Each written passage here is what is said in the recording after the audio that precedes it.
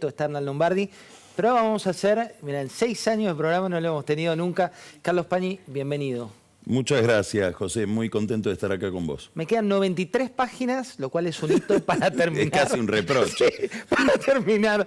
Mi mujer ya no te quiere ver más porque ustedes saben que El Nudo, que es el libro de Carlos Pañi, es largo, muy largo, porque son como 2 libros en uno. Una primera parte que ahí la subrayé con la pobreza como fenómeno sistémico, el conurbano como rector de la vida pública del país. Y hablamos mucho por estos días de lo que representa, Carlos, la provincia de Buenos Aires. ¿Por qué? Bueno, porque de a poco ha habido una evolución de la política argentina y sobre todo de la situación económico y social de la Argentina y sociolaboral, digamos. Un proceso de deterioro de las condiciones de vida de la gente, de deterioro del trabajo. El problema del trabajo es un problema que está rigiendo a toda la sociedad occidental. Digamos, yo escuchaba recién lo que decía Carrió respecto de la confrontación que hay hoy en Occidente entre 2 modelos, uno democrático y uno autoritario, y en el fondo de esa discusión me parece que uno de los factores más importantes que opera es que la economía no da los niveles de bienestar que la gente aspira, y eso pone en tela de juicio la legitimidad de los que mandan, y eso empieza a corroer la calidad de la democracia. Eso en la Argentina es un fenómeno que se da, como en otras sociedades, con nuestras anécdotas, digamos, con nuestra trama propia con nuestra historia. Y es una declinación que los historiadores en general la ubican su origen a mediados de la década del 70, cuyo principal escenario es el conurbano bonaerense, que fue el escenario de la expansión, de la industrialización, de la creación de una clase media competitiva, de una sociedad integrada. Vamos a ponerlo esquemáticamente o simétricamente. Creo que el mundo que vio Perón en ascenso lo agarró en la bajadita a Kirchner y armó ahí un sistema de poder apalancado sobre todo en la pobreza. Vos decías la pobreza como fenómeno sistémico, que quiere decir ya no muchos pobres, sino la pobreza como un actor que organiza, alrededor del cual se organiza la sociedad. Eso es el conurbano. Creo que el que lo descubre en su potencialidad política es Duhalde, y los que terminan de sistematizar ese poder son los Kirchner, obsesionados por la provincia de Buenos Aires, a tal punto que Máximo Kirchner termina siendo presidente del PJ bonaerense, para humillación de toda la clase dirigente del PJ bonaerense, ¿no? Bueno, tiene una particularidad el libro, y lo veía también en algunas críticas que le han hecho muy positivas, muy elogiosas, que es, te decían, no resiste un programa de televisión, porque en realidad hay tanto análisis sobre cómo llegan las consecuencias a partir de determinadas causas, que cuando vos simplificás, corro el riesgo de simplificar demasiado. Pero una frase particularmente, vos decís, un sistema económico que convertido en una fábrica de pobres degrada la política con la tentación cortoplacista del clientelismo, como parte de lo que estamos... ¿Eso estamos viviendo en la provincia o lo estamos viviendo ya a nivel nacional? Yo creo que hay una relación entre un deterioro de la calidad de vida de la gente, ya sea por expulsión o por exclusión. Exclusión quiere decir alguien que quiere entrar a la fiesta y no lo dejan. Y es gente que es pobre, hijos de pobres, nietos de pobres, bisnietos de pobres, y llegamos hasta los incas y siguen siendo pobres. Y expulsión es un fenómeno con peculiaridades, que es aquel que estuvo y no vuelve a estar. Aquel que pudo beneficiarse de determinado nivel de calidad de vida, un obrero que tuvo un salario digno, que tenía cobertura social para su familia médica, que tenía vacaciones, una jubilación digna, y aunque ahora le dicen, te fuiste de ahí, pasaste a la pobreza, no vas a poder volver, pero él se autopercibe como de clase media. En este mundo de los más pobres, se da un fenómeno que no es generalizado, no se puede generalizar. Es una enorme injusticia, primero, y segundo es un problema de incomprensión del fenómeno, decir que todos los pobres viven en el corto plazo. Pero muchos pobres viven en el corto plazo, viven para poder llegar a la noche, para poder llegar al fin de semana, y les cuesta futurizar. Imaginarte cómo va a ser tu vida dentro, planificar. Otros no. Otros dicen que uno de los factores por los cuales el gobierno perdió las elecciones en 2021 fue por el cierre de las escuelas en la provincia de Buenos Aires, que las madres pobres estaban indignadas porque sus hijos no podían ir a la escuela porque ven que la escuela es la salida. Pero hay un grupo importante de gente que no puede pensar así y vive en el cortísimo plazo. Ahí aparece la tentación política de darles corto plazo, que en el fondo eso es el populismo. Y lazos clientelares, por lo cual yo te cambio tu voto por un favor inmediato. Todos cambiamos nuestro voto por algo. Por una convicción, en algunos casos, por... Vos cambiás tu plan. voto por estabilidad macroeconómica, otro lo cambia por el sistema educativo, otro lo cambia por un plato de comida. Depende de qué nivel de integración y de evolución tiene una sociedad, cambia su voto por cosas cada vez más primarias y más elementales. Eso en muchas sociedades de la Argentina, sobre todo en provincias con mucha pobreza en el norte y en el conurbano, se ha hecho un sistema que tiende a formar regímenes de partido único, de bajísimo nivel de competencia.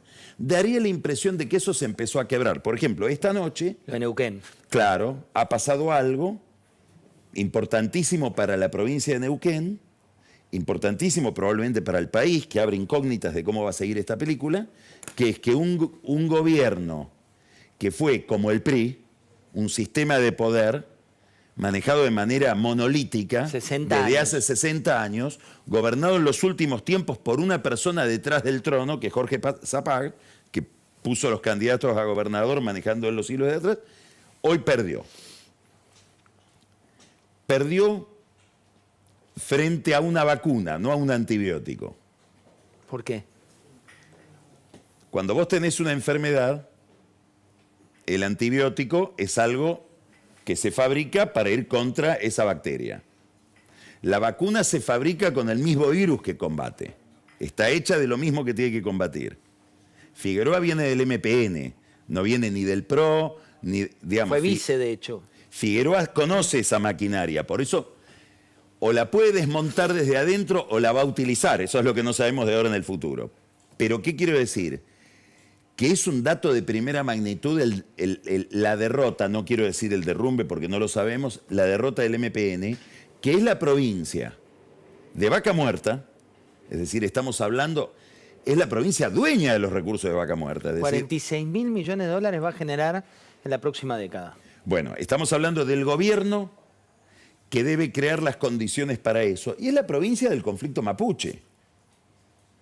Entonces, estamos hablando de una elección donde no solamente hay una rareza estadística, que es que el gobierno pierde un gobierno después de 60 años de ejercicio del poder frente a alguien que es del mismo palo, sino que estamos hablando de una provincia estratégica para la Argentina.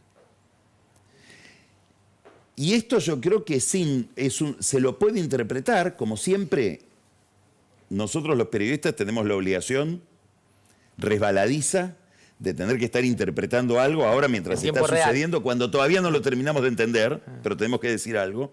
Pero digamos, con los días, con las semanas, vamos a ver si esto es o no el signo de ese agotamiento del que hablaba Carrió en el bloque anterior, en tu conversación con Carrió, que me pareció interesantísima, en el sentido de una descomposición de las configuraciones conocidas y de que estamos en viaje a una especie de tierra desconocida. Yo tengo esa sensación. En la historia, vos que sos historiador, aparte periodista, ¿ves algún momento similar? Bueno, Tulio Alperín, en el último capítulo del libro, yo intento hacerle un homenaje a Alperín, diciendo la Argentina de nuevo en el callejón. Porque él escribe en los 60 un ensayo que se llama La Argentina en el callejón, donde está contando que ese régimen, con muchos problemas de legitimidad, con muchos problemas para que el representado se vea representado en el representante, que entienda lo que hace, que se identifique con lo que ese representante dice y hace, iba a terminar mal. Y terminó en el 76. Él después, en el 94, escribe un segundo libro de homenaje al primero. El primero es del 64, el segundo 30 años después, que se llama La larga agonía de la Argentina peronista, donde dice, bueno, se produjo la catástrofe. Y finalmente se produjo. No sé si vamos a una catástrofe. Lo que sí sé, que es un poco lo que intento decir al final del libro, es que 2001 fue un momento como el que vos te estás preguntando, de reseteo de todo, donde objetos que vos tenés identificados en tu cerebro ya no están más y tenés que interpretar objetos que nunca viste. Eso fue el 2001. Y generó dos fenómenos, dos sujetos nuevos. Yo creo que esto es lo que estamos viviendo hoy. Uno, el kirchnerismo. Y otro, el macrismo. Son dos intentos por distintos ángulos, con distintos enfoques, con distintas perspectivas, distintas mentalidades, de reconectar a la sociedad con la política. La gran pregunta que tenemos hoy por delante es, y si yo tuviera que decir qué vi en todo lo que vi que dijo Carrió recién con vos, si lo miro más a la distancia, digo, esta señora que fue protagonista de esto me está diciendo que ese experimento daría la impresión de que está agotado y hay que armar algo nuevo, y en el frente de todos veo lo mismo. Digamos, los dos instrumentos que se dio la Argentina para salir políticamente del colapso del 2001 y volver a estabilizar la política y a reconciliar, daría la impresión de que, por eso para mí la interna entre Larreta y Macri es muy importante. No es un conflicto solo de quién es el más guapo, no es un conflicto solo de parricidio, que también lo es, no es solamente un conflicto por el liderazgo de algo estable. No, son dos personas que nos están diciendo esto que tenemos por delante, toda esta agenda de inconvenientes que vos describís en tus notas todo el tiempo, económicos, ese dilema en el que estamos metidos. Uno te dice, lo quiero arreglar de una manera, con una determinada coalición política, y otro te dice, lo quiero arreglar de otra manera, con otra coalición política. Y eso en un contexto en el cual, según decís en tu libro, el electorado no es más de clase obrera, sino que es de millones de pobres, porque también ese es otro cambio de paradigma que vas desde la historia al presente y profundizás con una mirada que hasta ahora, por lo menos yo no la había leído. Cambió también la cosmovisión de nuestro país, la composición, perdón. Bueno, a ver, en el año 74 la Argentina tenía el índice de integración social, que es un coeficiente que usan los sociólogos y los economistas para medir la distancia de patrimonio que hay entre el más rico y el más pobre.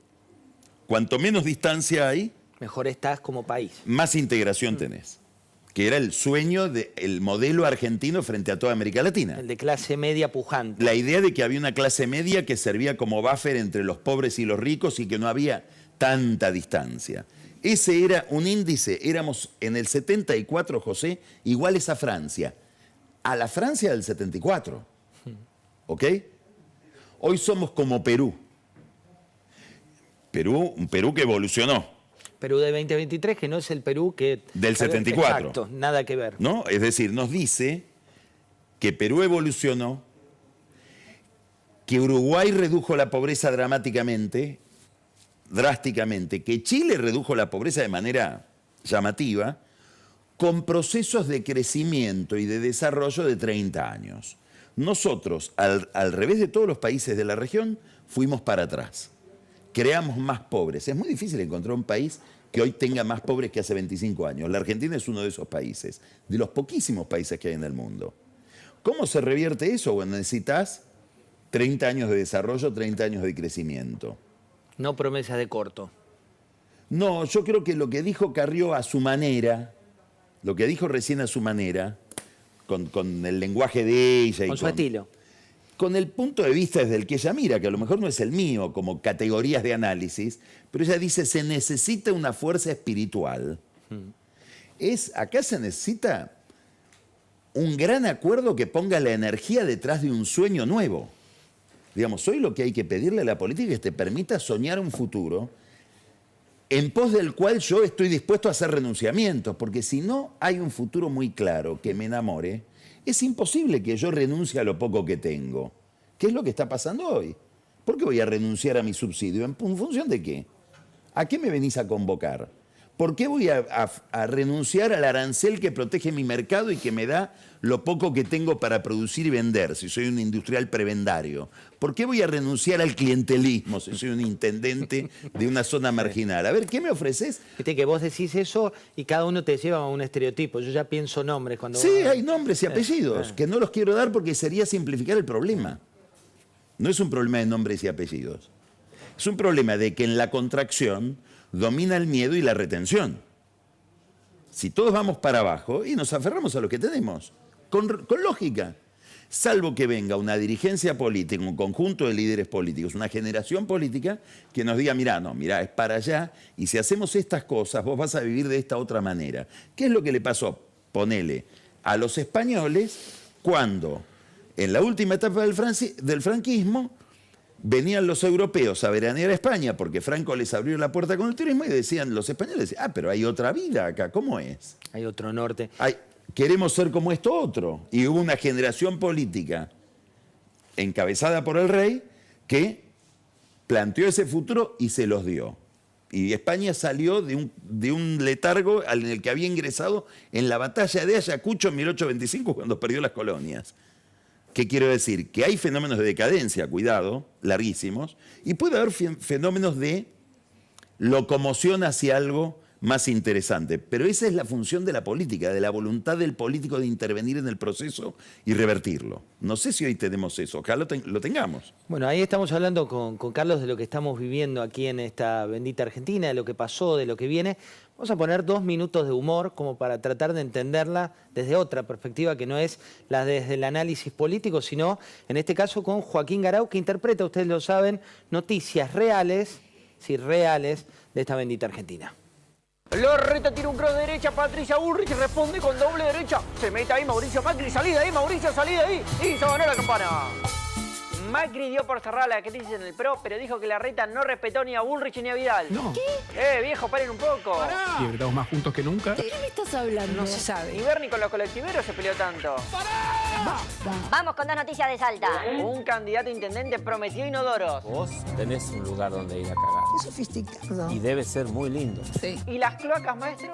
Fue intendente, estuvo preso por corrupción de menores y ahora será candidato de nuevo. ¿Pero de dónde sacan a los candidatos? Parece el casting de Gran Hermano.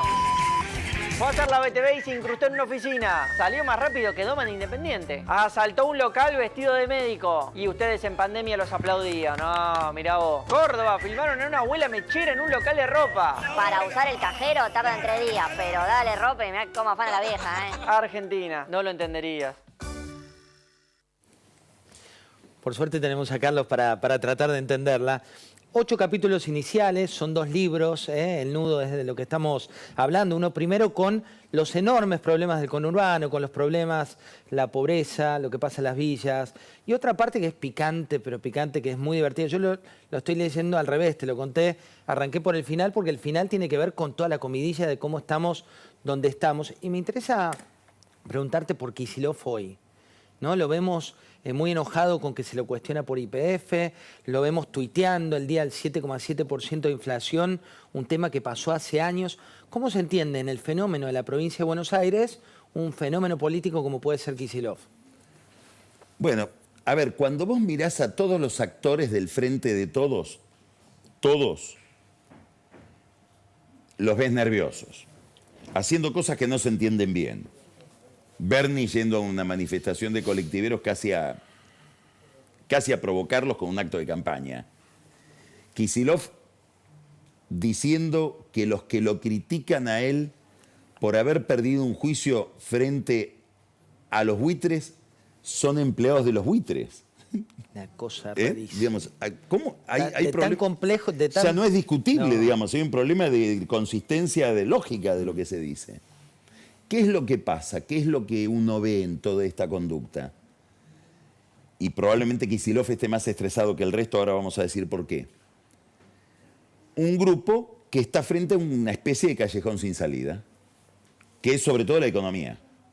7,7% de inflación, no sé qué exigencias les está poniendo el fondo para el próximo desembolso, porque faltan dólares.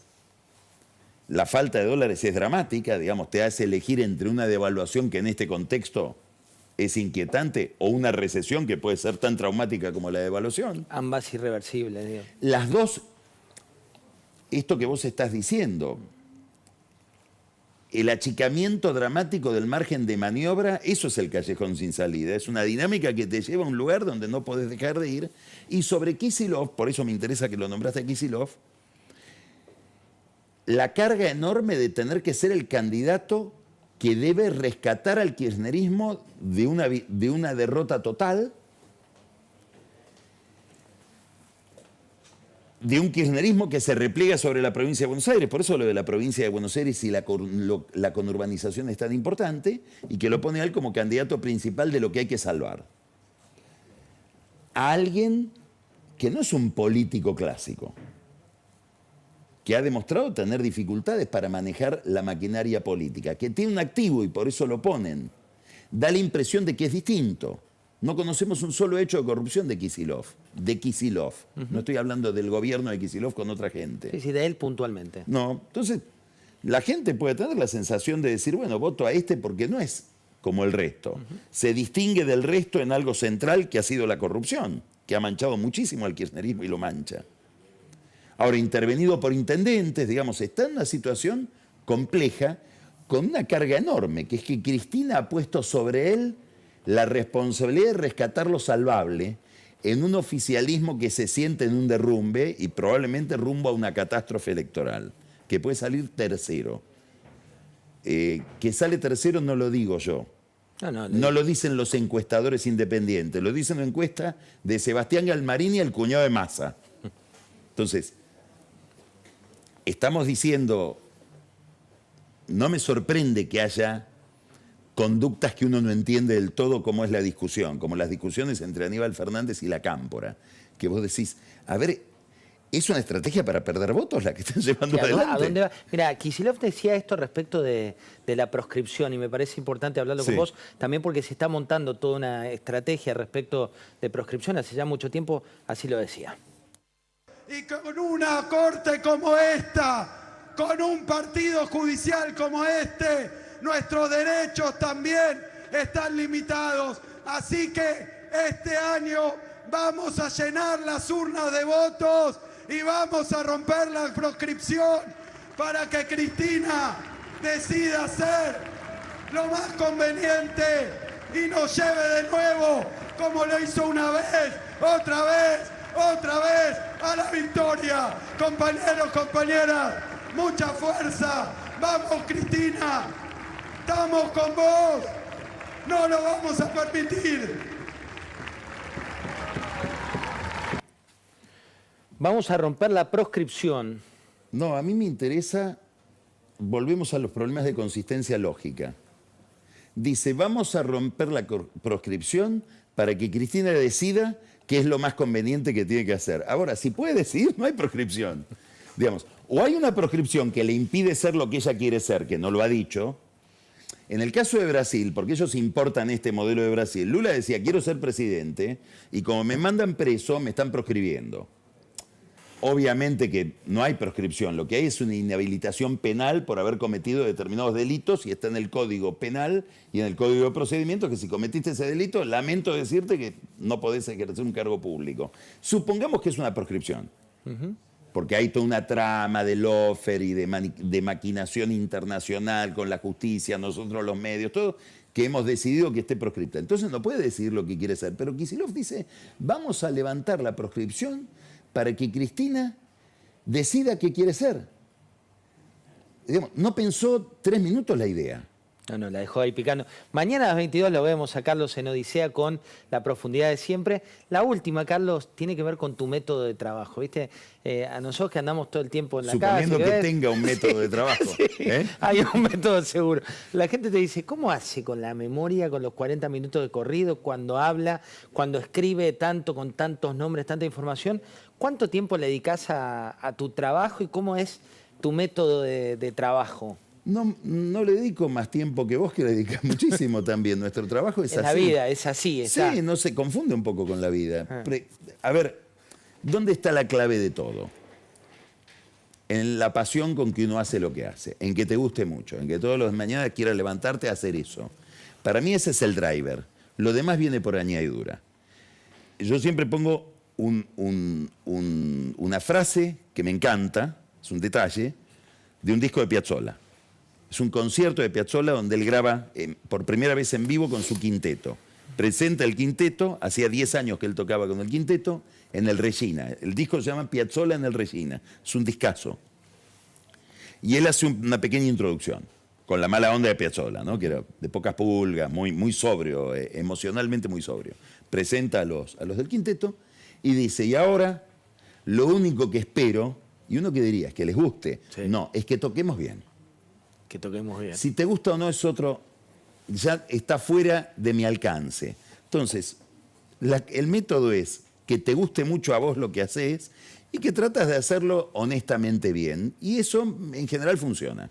Un placer haberte tenido No, mudo, para no te mí, creas. para mí, José, y muy generoso con el tiempo que me diste para decir las ocurrencias que uno tiene en la cabeza sobre todos estos líos en los que estamos Uno metidos. siempre aprende cuando te escucha. Así que Muchas gracias.